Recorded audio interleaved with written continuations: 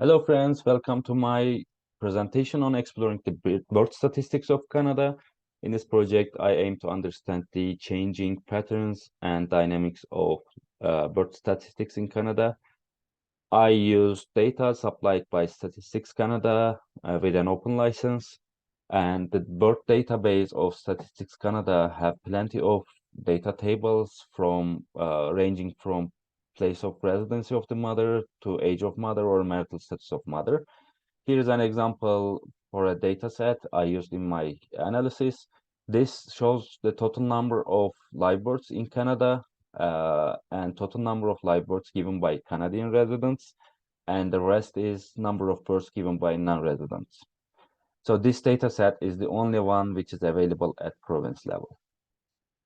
Since I worked on the same database, my data tables were almost identical, so I followed a nearly similar approach while processing the data and cleaning and making data quality checks. Therefore, I tried to summarize all the steps at the top of the page to avoid duplication inside the questions. And I used Python for my analysis. I had 5 questions. The first one is related with women's age distribution, in which I discovered that there is a shift from 20 to 29 group to 30 to 39 group as we come to the recent years. My second question is related with women's parity distribution, and it is the number of children that a woman gave birth to. So there is no significant change in the distribution for this metric. And then in my third question, I worked on the marital status distribution of the mothers and checked if there is a change over time. Here, I used a running bar plot similar to the first 2 questions, and interestingly, I observed that never married women increased from 25% to 29% as we come to 2021. In my fourth question, I tried to analyze the proportion of births given by non-residents in Canada. Is there any trend or is there any similarity across provinces? And to do so, first of all, I plotted the time series for this metric.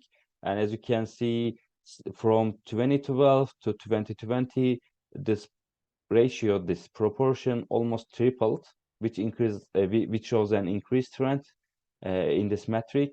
And afterwards, I used a hierarchical clustering, and to determine the cluster size, I used silhouette score to tune the parameter.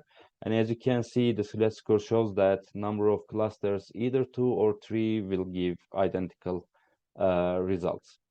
So to have a better scatter plot, I use principal component analysis to plot my data in 2 dimensions. And as you can see, there are 3 distinct groups, 3 provinces in one group, 1 province, Yukon, in one group, and all the rest in the same group. I plotted the same with a map plot here. And in my final question, I tried to forecast upcoming 5 years live births in Canada. And as you can see, I used an ARIMA model with 300 parameters. And in this analysis, depending on this analysis, I expect nearly 370,000 live births in Canada for 2023.